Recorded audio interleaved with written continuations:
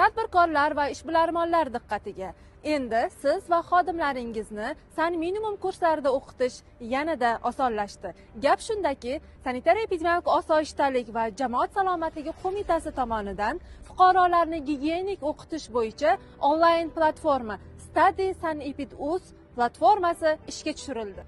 Platformada sanitariya-gigiyena o'quv kurslari, interaktiv test sinovlari, masofadan o'qish imkoniyati hamda o'qishni muvaffaqiyatli tugatganlar uchun QR kodli sertifikatlarni avtomatik shakllantirish tizimi mavjud. Bundan tashqari, xodimlaringiz platformada mavjud bo'lgan tayyor o'quv kurslari orqali mustaqil ravishda o'qitiladi. Ommaviy ro'yxatdan o'tkazish va o'qitish jarayonlarini monitoring qilish tizimi yo'lga qo'yiladi.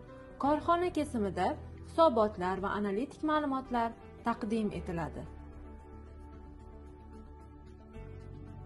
Eslatib o'tamiz, minimum kurslarida o'qish fuqarolarning sog'ligiga ta'sir qilishi mumkin bo'lgan ayrim kasb egalari uchun majburiydir.